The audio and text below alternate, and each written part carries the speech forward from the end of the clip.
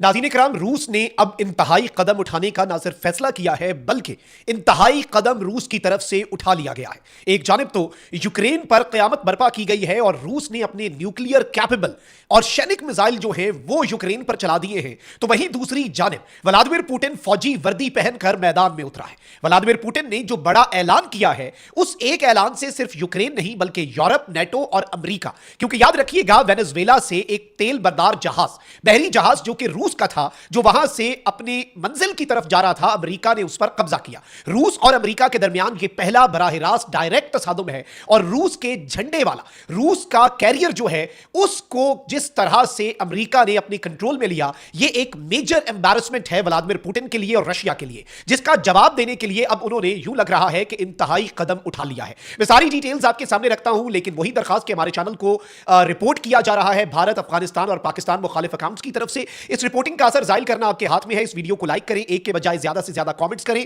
और इसके साथ ही साथ हो सके तो इस वीडियो को मुख्तलिफ व्हाट्सएप ग्रुप्स में आपने शेयर भी करना है। नाज़रीन इकराम, रशिया के साथ जो डेवलपमेंट्स इस वक्त चल रही है वेस्ट की, देखिए एक तो यूक्रेन जंग जो है वो किसी तरफ पहुंचती हुई हमें किसी मंतकी अंजाम तक पहुंचती हुई हमें नजर नहीं आ रही, नंबर वन। नंबर टू, जब जब मुज़ाकरात हो रहे होते हैं या पीस टॉक्स अपने मंतकी अंजाम तक पहुंचते हैं, उन लम्हात में भी कुछ ऐसी डेवलपमेंट्स होती हैं जो कि बड़ी तशवीशनाक है। इससे पहले रशिया के खिलाफ ऑपरेशन स्पाइडर वेब हो गया। अभी रिसेंटली जब ये टॉक्स होनी थी तो व्लादिमीर पुतिन की रिहाइशगाह पर दर्जनों ड्रोन्स ने हमला किया, जिसे रूस के एयर डिफेंस सिस्टम ने जिन ड्रोन्स को फिर गिराया, तबाह किया। ये एक बहुत बड़ी एस्केलेशन थी कि व्लादिमीर पुतिन की रिहाइशगाह तक यूक्रेन के ड्रोन्स अगर पहुंच गए हैं, रशिया को ये हिलाकर रख देने के लिए डेवलपमेंट काफी थी। लेकिन याद रखिएगा कि इस सबके अंदर रशिया और यूक्रेन ही बराह रास्त आमने सामने थे। यूक्रेन की मदद जरूर कर रहा था वेस्ट, यूरोप और दीगर नेटो के ममालिक, लेकिन कोई मुल्क यूक्रेन के साथ आकर लड़ा नहीं है। किसी मुल्क के साथ रशिया की डायरेक्ट कन्फ्रंटेशन नहीं हुई, लेकिन वो कन्फ्रंटेशन इस जंग में ना सही लेकिन अमेरिका वेनेजुएला जंग में हो गई। अब शैडो फ्लीट एक होती है जिसका इस्तेमाल वो मुल्क जिन पर तेल की पाबंदियां वो करते हैं, रशिया है, ईरान है, इवन अब भारत भी है। अब ये जो मुल्क हैं ये शैडो फ्लीट्स का इस्तेमाल करते हैं। एक शैडो फ्लीट, अमेरिका ने क्या किया, वेनेजुएला पर हमला और मादुरो को गिरफ्तार करने से पहले, और याद रखिएगा कि मादुरो रूस और चीन का एलाय था, तो एक तो इन्हें यह सेटबैक पहुंचा रशिया और चाइना को कि अमेरिका ने इनके एलाय मुल्क में घुसकर जो मर्जी करना था वो करके चला गया और ये दो मुल्क सिर्फ मजम्मत कर सके। अलबत्ता चाइना अगर ताइवान की तरफ बढ़ता है तो वेस्ट आकर चाइना को रोकता है, रूस यूक्रेन की तरफ बढ़ता है तो वेस्ट आकर रूस को रोकता है। लेकिन ये दो मुल्क इन्होंने अमेरिका को नहीं रोका और उसके बाद भी वेनेजुएला की सिर्फ इन्होंने मॉरल सपोर्ट किया। ये एक बहुत बड़ी चीज है जिसे इंटरनेशनल मीडिया में डिस्कस किया जा रहा है। We have to be very neutral इन चीजों को समझने के लिए कि भाई ये एक रियलिटी है, जो रियलिटी है वो रियलिटी है। अब इस सब के अंदर जब वेनेजुएला का अमेरिका ने ब्लॉकेड लगाया, उन्होंने हमले से पहले कि यहां से कोई कश्ती आई जाएगी नहीं, तो एक शैडो फ्लीट अमेरिका का ब्लॉकेड जो है वो तोड़ के भाग गई।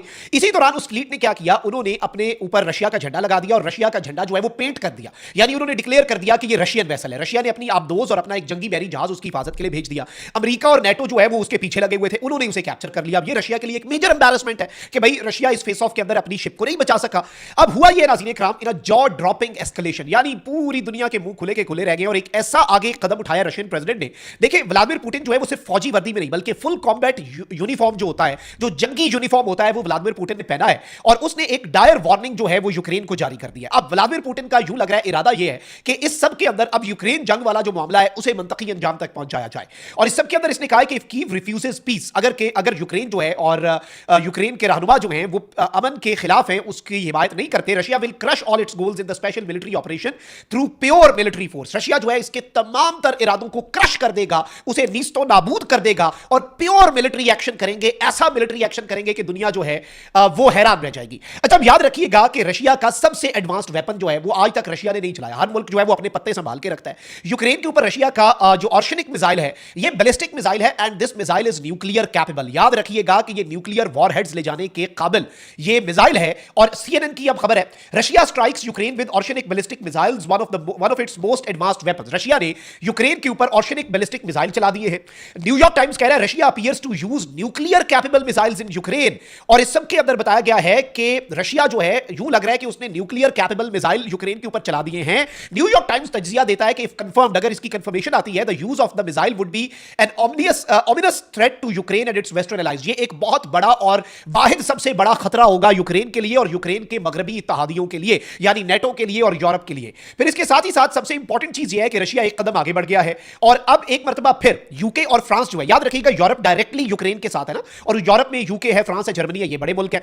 इन मुल्कों को क्योंकि रशिया डायरेक्ट अपने लिए एक थ्रेट लगता है कि रशिया के लिए अगला कदम तो हम होंगे, तो ये यूक्रेन की out of the way support कर रहे हैं। अब इस सबके अंदर यूके और फ्रांस ने कहा है कि सीज फायर के बाद हम प्लेज करते हैं, हम ये वादा करते हैं कि हम अपने फौजी डिप्लॉय कर देंगे, हम यहां पर अमन फोर्स भेजेंगे। तो रशिया ने क्या कहा? रशिया ने, रॉयटर्स की खबर है, रशिया से foreign troops in Ukraine would be targets. Russia ने कह दिया है कि जो फॉरेन ट्रूप्स हैं यूक्रेन के अंदर वो हमारे लिए एक लेजिटिमेट टारगेट होंगे, हम उन्हें टारगेट करेंगे, हम उन्हें निशाना बनाएंगे।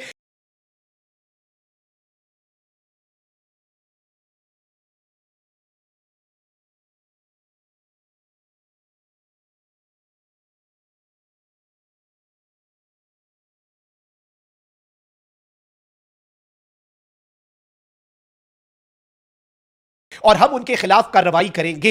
ये किसकी तरफ से कहा जा रहा है नाज़रीन इकराम? ये व्लादिमीर पुतिन का रूस ये बात कर रहा है और ये एक बड़ी डेवलपमेंट के तौर पर चीज सामने आ रही है। और रशिया ने जो लवीव शहर है यूक्रेन का, उसके ऊपर ऑर्शनिक इंटरमीडिएट रेंज बैलिस्टिक मिसाइल जो है वो चला दिए हैं। और इस सब के अंदर मैं आपको ये बता दूं कि रशिया इन मिसाइलों को चलाने से पहले बहुत मोहतात होता है, क्योंकि ये इंतहाई तबाहकुन और इंतहाई आप कह सकते हैं कि ताकतवर मिसाइल्स हैं। और इस सब के अंदर इन मिसाइलों की जो तबाही है, इसके साथ ही साथ अब रशिया में दोबारा से ये बात चल रही है कि हम टैक्टिकल न्यूक्लियर अटैक जो है वो यूक्रेन के ऊपर कर दें, यानी एक कंट्रोल्ड न्यूक्लियर अटैक जो है वो हमें यूक्रेन के ऊपर करना पड़ेगा, तब जाकर रशिया की इज्जत, यानी वहां पर जो एक तजियाकार एक नैरेटिव बिल्ड कर रहे हैं। क्योंकि इस वक्त सिचुएशन जो है वो वॉलेटाइल है, सिचुएशन तशवीशनाक है।